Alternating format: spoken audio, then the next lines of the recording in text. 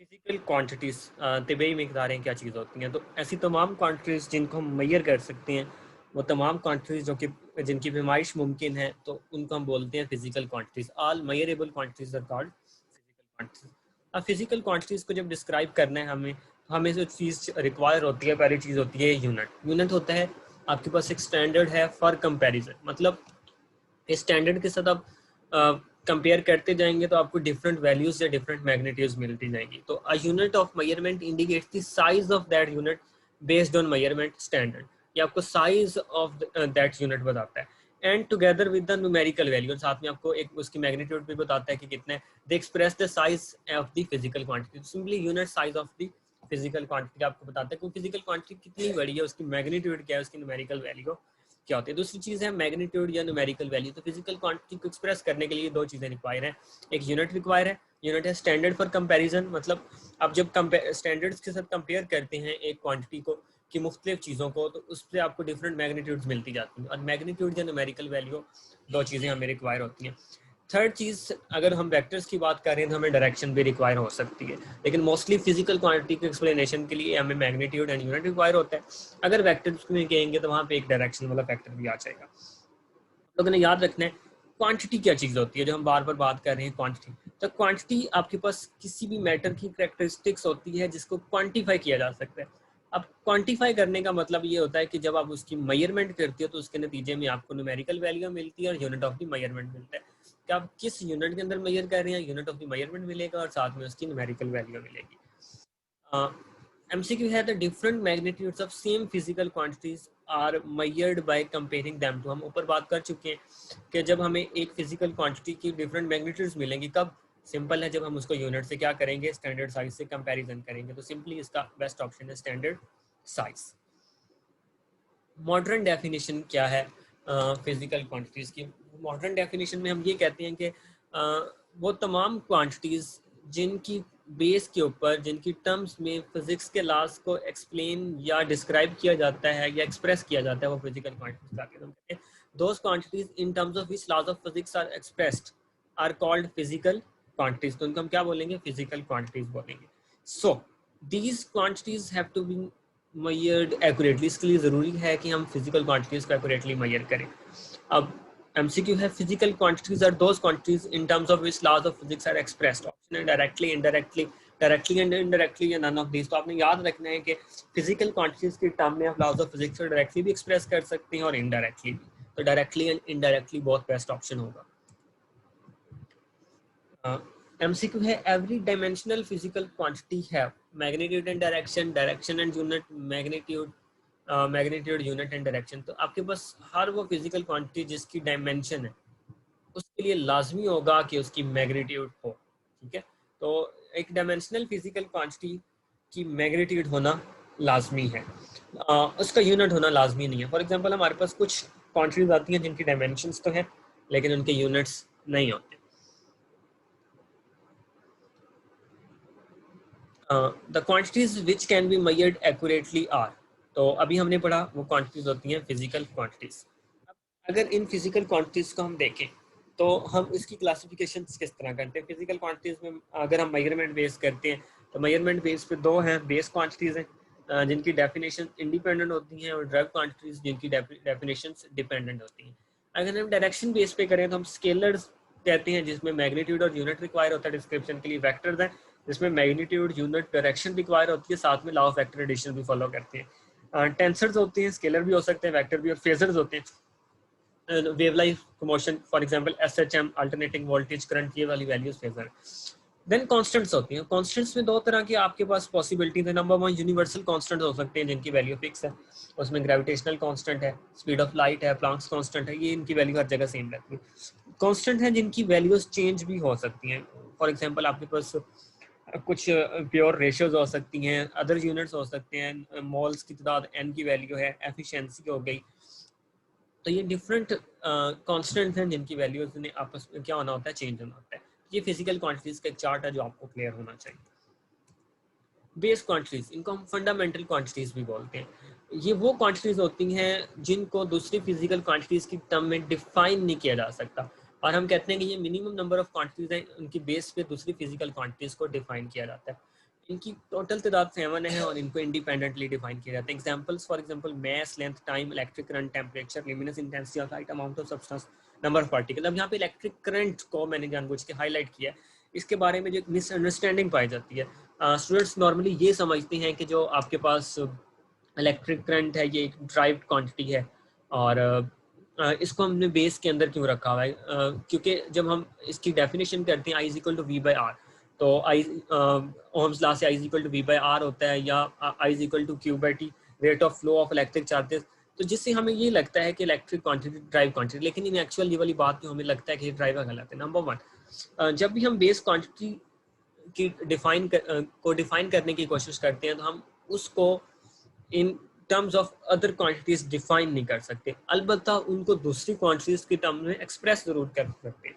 ये वाला पॉइंट आप लोगों ने याद रखना है। जो बेस क्वांटिटीज होती हैं can be expressed in terms of other quantities, इनको एक्सप्रेस किया जा सकता है लेकिन डिफाइन नहीं किया जा सकता। तो इलेक्ट्रिक करंट का यूनिट अगर एम्पियर, हम उसको डिफाइन करने की कोशिश करेंगे तो वो किसी और टर्म्स में डिफाइन नहीं हुआ, सिर्फ एक्सप्रेस किया गया है उनको इन terms of charge and time, या अगर ओम्स लॉ से कहते हैं तो पोटेंशियल डिफरेंस और रेजिस्टेंस की फॉर्म में उनको सिर्फ एक्सप्रेस किया हुआ है, डिफाइन नहीं किया हुआ। तो हम ऐसा यूनिट ऑफ इलेक्ट्रिक करंट कहते हैं कि 1 ampere as the current that flows through two straight conductors of infinite length of negligible cross sectional area placed 1 meter apart in vacuum that produce between the conductors a force of 2 exponent minus 7 Newton per meter length of the conductor। तो यहाँ पे देखें हमने इसको just express किया है, बाकी इसकी डेफिनेशन इंडिपेंडेंट है, किसी भी दूसरी क्वांटिटी को डिपेंड नहीं कर रही। ड्राइव क्वांटिटीज क्या होती हैं? ये वो क्वांटिटीज होती हैं जिनकी डेफिनेशंस दूसरी क्वांटिटीज पे बेस करती हैं। इनकी डेफिनेशन बेस क्वांटिटीज पे, ज्योमेट्रिकल क्वांटिटीज या कांस्टेंट, ये तीनों के ऊपर डिपेंड कर सकती हैं। नॉर्मली ये समझा जाता है कि ड्राइव क्वांटिटी को बेस क्वांटिटी से ड्राइव किया जाता है, ऐसा नहीं है। इनमें ज्योमेट्रिकल का मिक्सचर भी हो सकता है, कुछ कांस्टेंट्स का मिक्सचर भी हो सकता है।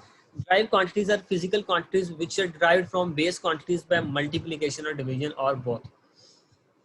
Total number of derived quantities are undefined and these quantities cannot be expressed independently. इनको independently express नहीं कर सकते। Examples के तौर पर force है, power, work, torque, momentum, acceleration, ये आपके पास आ जाएगी। Practice MCQ से तक total base quantities are 7 है, हमें ये पता है। An example of base quantities इनमें से length base quantity है। Which of the following is a fundamental quantity? The time is a fundamental quantity. Base quantities को fundamental quantities भी बोलते हैं। मेजरमेंट ऑफ बेस क्वांटिटीज, जब भी हम बेस क्वांटिटीज की मेजरमेंट करने की तरफ जाते हैं तो दो स्टेप्स इन्वॉल्व होते हैं। नंबर वन, पहला है चॉइस ऑफ स्टैंडर्ड, दूसरा करेक्ट। अब जब इस स्टैंडर्ड को हमने चूज करना है तो इसके दो कैरेक्टरिस्टिक्स होते हैं। नंबर वन, इनवेरिएबल होना चाहिए कि ये कहीं भी चेंज ना हो। दूसरा होता है असेसिबल, आपकी असेस के अंदर हो। थर्ड, कुछ बुक्स के अंदर ये भी लिखा होता है कि वो मेजरेबल भी हो, आप उसको मेजर भी कर सकते हैं। देन सेकंड होता है establishment of procedure for comparing the quantity to be measured with standard. हमने स्टैंडर्ड तो चूज कर लिया, अब हमने वो इंस्ट्रूमेंट्स डिवाइस बनाने हैं या वो प्रोसीजर बताना है जिससे मैं क्या कर सकता हूँ, कंपेयर कर सकता हूँ फिजिकल क्वांटिटी को। तो फिजिकल क्वांटिटी को कंपेयर करने के लिए आपको number and unit are determined as the measure of that quantity. आप जब भी उसको कंपेयर करेंगे तो उसके नतीजे में आपको नंबर मैग्नीट्यूड मिलेगा और साथ में एक यूनिट मिल जाएगा। इंटरनेशनल सिस्टम ऑफ यूनिट्स और एसआई सिस्टम, तो हम बोलते हैं कि ये वर्ल्ड वाइड एक्सेप्टेड या अडॉप्टेड सिस्टम ऑफ यूनिट्स है और ये सेट ऑफ डेफिनेशन या स्टैंडर्ड पर मुश्तमिल होता है जिसकी मदद से फिजिकल क्वांटिटीज को हम डिस्क्राइब कर सकते हैं। सिग्निफिकेंस क्या है? सिंप्लिसिटी एंड कन्वीनियंस है, आसान इस्तेमाल करना है, कन्वीनियंस के लिए इस्तेमाल करते हैं। दूसरा, अरिथमेटिक मैनिपुलेशंस भी इसके ऊपर अप्लाई की जा सकती हैं। सबसे बेस्ट जो इसकी सिग्निफिकेंस है ये है कि सिस्टम इंटरनेशनल यूनिट्स सिर्फ वो यूनिट्स हैं जिनको प्रीफिक्सेस का इस्तेमाल करते हुए लिखा जा सकता है, बाकी किसी यूनिट्स को प्रीफिक्सेस का इस्तेमाल करते हुए नहीं लिखा जा सकता। अब सिस्टम इंटरनेशनल ऑफ यूनिट्स 3 तरह के यूनिट्स से मिलकर बना होता है, ये आपने को बात इंपॉर्टेंट है, याद भी रखनी है। बेस यूनिट्स हैं, सप्लीमेंट्री यूनिट्स हैं एंड ड्राइव यूनिट्स हैं, ये 3 तरह के यूनिट्स हैं। अगर हम बात करें बेस यूनिट्स की, तो ये आपके पास बेस यूनिट्स वो हैं जिनकी जो बेस क्वांटिटीज को रिप्रेजेंट करते हैं। तो बेस क्वांटिटीज के यूनिट्स को हम क्या बोलेंगे? Base unit. ये इंडिपेंडेंट होती है, इनकी तादाद 7 है। अब आपके सामने ये मैंने लिख दी है इनके यूनिट्स एंड डायमेंशन। मैस का यूनिट किलोग्राम है, लेंथ का यूनिट मीटर है, टाइम का सेकंड है, इलेक्ट्रिक करंट का एम्पेयर है, इसका सिंबल भी याद रखना है। टेम्परेचर का केल्विन इंपॉर्टेंट है, ऐसा unit of temperature is kelvin. Luminous intensity of light candela है और amount of substance, number of particle small है। अब मैस भी अमाउंट ऑफ सब्सटेंस है, ये भी अमाउंट ऑफ सब्सटेंस है। तो मैटर के दो यूनिट हैं अमाउंट ऑफ सब्सटेंस के, एक है किलोग्राम और एक है मोल। किलोग्राम हम तब यूज करते हैं जब हम मैक्रो लेवल की बात करते हैं, जब हमें नंबर ऑफ पार्टिकल्स से कंसर्न नहीं होता। लेकिन जब हम नंबर ऑफ पार्टिकल्स को कंसीडर करते हैं माइक्रो लेवल के ऊपर, देन हम अमाउंट ऑफ सब्सटेंस का यूनिट मोल लेते हैं। देन इनकी डायमेंशंस याद रखनी है। मैस की डायमेंशंस कैपिटल एम और स्क्वायर ब्रैकेट में लिखनी है, लेंथ की कैपिटल एल, टाइम की कैपिटल टी, या इस फॉर्मेट में भी लिख सकते हैं। इलेक्ट्रिक करंट की ए, टेम्परेचर के लिए के, या ये वाला सिंबल कैंडेला के लिए सी डी या जे, और इसके लिए मोल या एम का सिंबल हम नॉर्मली यूज करते हैं। सप्लीमेंट्री यूनिट्स क्या होते हैं? अब ये वो यूनिट्स हैं जिनको अभी हम क्लासीफाई नहीं कर पाए, ना तो अभी हमने इनको बेस में रखा है ना ड्राइव में रखा है, मतलब अभी इनके बारे में डिसीजन होना बाकी है। तो इनकी टोटल तादाद 2 है, और ये प्योरली ज्योमेट्रिकल क्वांटिटीज के यूनिट। रेडियन, रेडियन है plane angle between two radius of circle which cut off the circumference by an arc whose length is equal to radius, या फिर हम कहते हैं the angle subtended at the centre of the circle by an arc whose length is equal to radius of the circle. अब for example ये आपके सामने लिखा हुआ है, आपके पास इस सेंटर के ऊपर ये वाली आर्क लेंथ जो एंगल बनाती है, और कंडीशन क्या है कि arc length must be equal to radius of the circle. एक ये है, या हम कहते हैं कि दो रेडियाई, एक रेडियस ये है दूसरा रेडियस, इनके दरमियान जो एंगल बनता है, और वो कौन बनाती है? एक आर्क बनाती है, उसको हम रेडियन बोलते हैं। देखें जरा, ये आपके पास है 1 रेडियन एंगल, क्लियर। यहाँ पे जो एंगल होगा वो 1 रेडियन होगा, यहाँ पे 2 रेडियन है, यहाँ पे हम आएंगे तो 3 रेडियन, यहाँ पे pi radian, again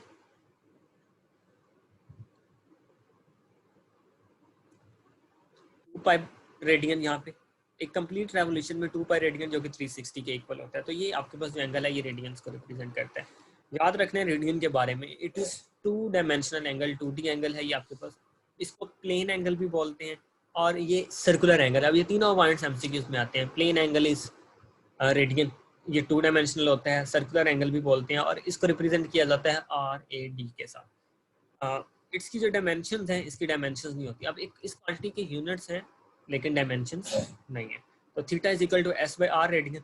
complete circumference की अगर बात करें, मैं जिस तरह यहाँ पे था, तो कंप्लीट सर्कमफेरेंस ये फिगर हमें शो करती है कि कंप्लीट सर्कमफेरेंस में इसकी वैल्यू यहाँ पे बन जाती है 2 पाई रेडियन। तो ये आपके पास 2 पाई रेडियन बन गई है। तो कंप्लीट सर्कमफेरेंस के लिए 2 पाई रेडियन, तो theta is equal to 2 pi by R radian. Complete circumference के लिए 1 रेवोल्यूशन 360 डिग्री या 2 पाई रेडियन बनती है। तो 2 पाई रेडियन 360 के यहाँ से 1 रेडियन की जो वैल्यू है 180 by pi degrees, that is equal to 57.3 degrees होती है। सेम यहाँ से पूछा जा सकता है कि 1 डिग्री इज इक्वल टू, ये पाई बाय 180 होता है, 0.017 टेट्रा फॉर रेडियन, 4444 रेडियन। आप लोगों ने याद रखना है 2 पाई रेडियन का मतलब 1 रेवोल्यूशन होता है, और एक रेडियन के अंदर 1/2 पाई रेवोल्यूशन होती है, और 2 रेडियन इक्वल होता है 114.6। टी रेडियन क्या चीज़ है? इसको हम 3 डायमेंशनल एंगल भी बोलते हैं, या 2D एंगल इन 3D।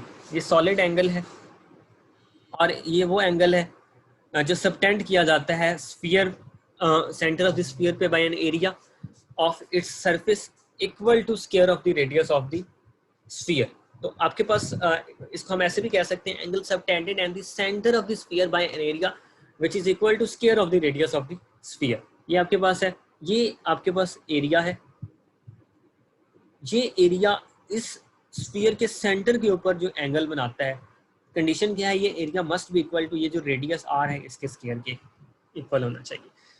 इसको 3 डायमेंशनल एंगल बोलते हैं, सॉलिड एंगल भी बोलते हैं। इट इज स्फेरिकल एंगल, और इसको SR से रिप्रेजेंट किया जाता है। ये भी डायमेंशन लेस, और इसकी डायमेंशंस ही होती हैं। Angle made by cone at its edge is steradian. ये एमसीक्यू में पूछा जा सकता था आपसे, तो ये स्टीरेडियन आपके सामने मैंने शो कर दिया।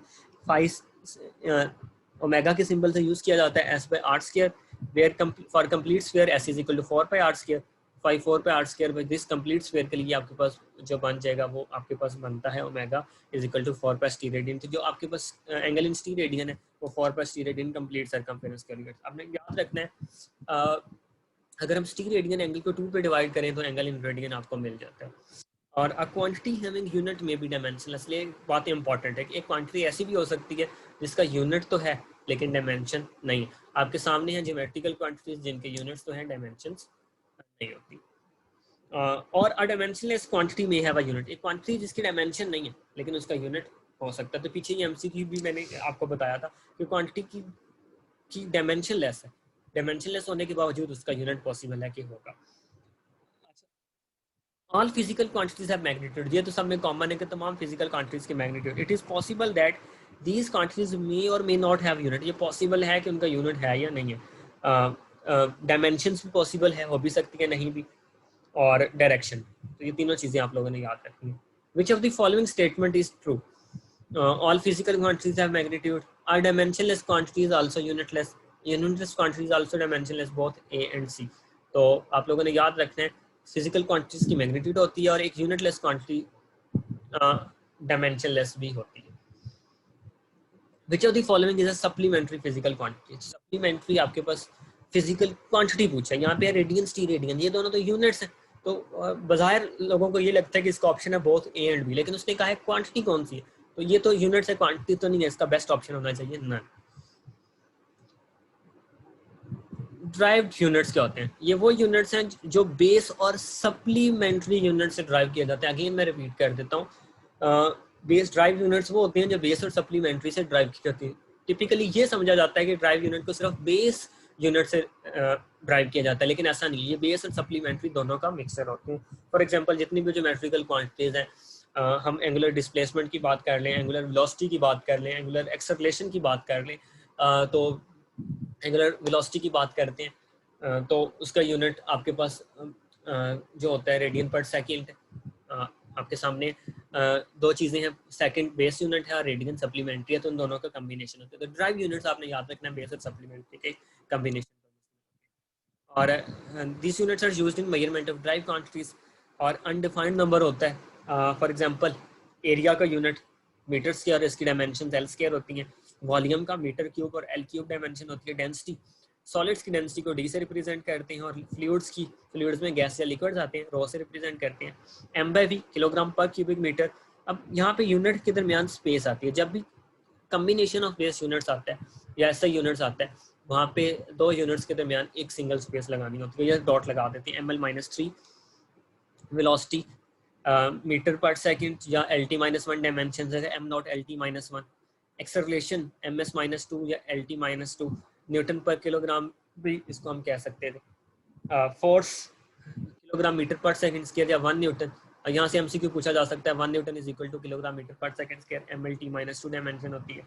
वर्क या किसी भी तरह की एनर्जी है, वो हीट एनर्जी है, मैकेनिकल एनर्जी है, इलेक्ट्रिकल एनर्जी है, सबका यूनिट न्यूटन मीटर या जॉल होता है, kilogram metre per second square, kilogram metre square per second square, और that is equal to 1 joule. तो 1 joule is equal to what? इसकी डायमेंशंस आपने याद रखनी है। Torque T is equal to RF kilogram metre square S-2। आप लोगों ने याद रखना है टॉर्क का यूनिट टिपिकली हम समझते हैं कि न्यूटन मीटर है, लेकिन टॉर्क एक एंगुलर क्वांटिटी है, तो इसका जो एक्चुअल यूनिट होता है वो न्यूटन मीटर पर रेडियन होता है, जो जॉल के इक्वल नहीं है। तो टॉर्क का यूनिट जॉल नहीं हो सकता। बजाय हमें न्यूटन मीटर जब हम लिखते हैं तो हमें लगता है, लेकिन ऐसा नहीं है, टॉर्क का यूनिट जॉल नहीं है। Dimensions of torque, work and energy are same, इन तीनों की डायमेंशन सेम होती है, एमसीक्यू में याद रखना। पावर वॉट यूनिट होता है, और हम एमसीक्यू में पूछा जाता है product of force and velocity, इसको भी याद रखना है, पावर बोलते हैं, और इसकी डायमेंशन आपके सामने है। Momentum P is equal to mv kilogram metre per second, mlt-1 इसकी डायमेंशन होती हैं। Impulse I is equal to f cross t newton second kilogram metre per second, mlt-1। Dimensions of impulse and momentum क्या होती है? Same होती है। Pressure P is equal to F by newton per metre square, इसको pascal बोलते हैं। Typical MCQ पूछा जाता है 1 pascal is equal to Newton per metre square, और वो होता है kilogram per metre S-2 ml-1 t-t इसकी डायमेंशन होती है। Stress, force per unit area, kilogram per metre S-3 ml-1 t-2। Strain change same होता है, तो delta L by L same quantities की रेशियो है, तो unit less, dimension less. Modulus of elasticity, stress by strain, same, इसकी भी वही units है। Dimensions of pressure, stress, modulus of elasticity, कोई भी हो, कोई यंग्स मॉडुलस हो, बल्क मॉडुलस हो, शियर मॉडुलस हो, इन सब की डायमेंशंस और यूनिट सेम है। Refractive index same, n is equal to c by v, no units no dimension. Angular displacement theta is equal to s by r, unit तो है, dimension नहीं है। Frequency f is equal to n by t, general formula ये होता है एक complete revolution के लिए 1 बाय t, तो पर सेकंड या हर्ट्ज, इसको साइकिल पर सेकंड भी बोलते हैं, रेवोल्यूशन पर सेकंड भी बोलते हैं, वाइब्रेशन पर सेकंड भी बोलते हैं, dimension t-1। Magnification, angle at aided by unaided eye unitless होती है, सेम क्वांटिटीज की रेशियो है। Efficiency output by input unit less dimension less होती है। Moment of inertia I is equal to MR square kilogram metre square ML square, इसकी dimension होती है। Charge Q is equal to IT, important है, 1 coulomb unit होता है, 1 coulomb is equal to ampere second, और इसकी डायमेंशन AT होती है। Total base unit in system international are, system international में बेस यूनिट 7 है। The units of some physical quantities are given below. Which of these is a base unit? तो इनमें से जो base unit है वो है mole. Which is not a base unit of system international. Base इनमें से joule नहीं है। और नीचे which is drive unit, Newton drive unit है, बाकी सारे base units हैं। Which of the following is drive unit? इनमें से जो drive unit है वो coulomb है, और supplementary units के साथ 2 होती है। Steradian is a solid angle, symbolically solid angle SR से रिप्रेजेंट करते हैं। Solid angle subtended and the centre by sphere 4 pi होता है, और force in terms of base units kilogram metre per second square. The SI unit of pressure in terms of base units are, तो ये होते हैं kilogram per metre S-2, और SI unit of pressure are newton per metre square. SI unit of intensity of light candela होते हैं। और the ratio of circumference of circle to diameter, circumference होता है 2 पाई r, डायमीटर होता है 2r, तो simply रह जाएगा pi radian. All are base quantities except, इनमें से बेस क्वांटिटी कौन सी है? Mole, intensity of light, electric current, all are base quantities. तो बाकी सारी बेस क्वांटिटीज हैं, लेकिन जो मोल है वो बेस यूनिट था। इंटेंसिटी ऑफ लाइट भी बेस क्वांटिटी है, इलेक्ट्रिक करंट भी बेस क्वांटिटी, तो ये वाला ऑप्शन तो हो नहीं सकता था, तो बेस्ट ऑप्शन क्या था? मोल। तो मोल बेस क्वांटिटी नहीं है बल्कि बेस यूनिट है। एटमॉस्फेयर, आपके पास ये प्रेशर का यूनिट होता है। फिजिकल क्वांटिटी इनमें से नहीं है, तो केल्विन, कैंडेला, हेनरी तीनों यूनिट्स हैं, तो ऑल नहीं है। कन्वेंशंस आपने याद रखनी है जब भी यूनिट्स को इंडिकेट करना। पहला, जब भी आप full form of the unit लिखेंगे, full form of the unit का मतलब है कि जो किसी साइंटिस्ट के नेम पे होगी, कभी भी कैपिटल लेटर से बिगिन नहीं होगी। For example unit of force newton, अगर हम ये लिखते हैं तो begins with capital upper case letter के साथ, तो ये साइंटिस्ट का नेम है। ये न्यूटन लिखा है लोअर केस लेटर के साथ, तो ये यूनिट्स को रिप्रेजेंट करता है। तो एक ऐसा यूनिट जिसका जब फुल फॉर्म लिखनी है और वो किसी साइंटिस्ट के नेम पे हो, तो कभी भी कैपिटल लेटर से बिगिन नहीं होगा, हमेशा लोअर केस लेटर या स्मॉल लेटर से होता है। फॉर एग्जांपल एम्पेयर है, पास्कल है, कूलम है, अब ये सारे स्मॉल लेटर से स्टार्ट हुए। रूल 2, जब भी हम शॉर्ट फॉर्म, सिंबॉलिक फॉर्म लिखते हैं, तो हमेशा कैपिटल लेटर से स्टार्ट करनी है। फॉर एग्जांपल न्यूटन के लिए, तो न्यूटन के लिए N लिखेंगे, एम्पेयर है तो A, पास्कल है तो P, ये कैपिटल से लिखा। तो ये आपके पास कॉम्बिनेशन यूनिट्स के पेयर्स में आपने याद रखने हैं। रूल 3, आपके पास P का मतलब प्रीफिक्स है, U का मतलब यूनिट है। अब combination of prefix and unit is written without space. आपने जब भी प्रीफिक्स और यूनिट लिखना है, फॉर एग्जांपल नैनोमीटर लिखना है, नैनोग्राम लिखना है, माइक्रोसेकंड लिखना है, तो दरमियान में स्पेस नहीं आएगी। Centimetre, nanogram, megawatt. Rule number 4, combination of base या एसआई यूनिट्स, जब भी हम बेस या एसआई यूनिट्स या सिंपली सिस्टम इंटरनेशनल यूनिट्स का कॉम्बिनेशन लिखते हैं, तो सिंगल स्पेस उनके दरमियान आती है। W is equal to FD, ये देखें दरमियान में न्यूटन और मीटर के दरमियान स्पेस आ गई। या समटाइम्स हम ये डॉट, सिंगल स्पेस की जगह ये डॉट भी यूज करते हैं, इंटरनेशनल ऑथर्स डॉट यूज करते हैं, हमारे यहाँ स्पेस को यूज किया जाता है। लेकिन ये अब इंपॉर्टेंटली आप लोगों ने इस चीज को याद रखना है। ये देखें kilogram metre square S-2, kilogram metre square S-2, दरमियान में डॉट लगा दें या स्पेस लगा दें। कंपाउंड प्रीफिक्सेस अलो नहीं होती। फॉर एग्जांपल माइक्रोमीटर नहीं लिख सकते। एक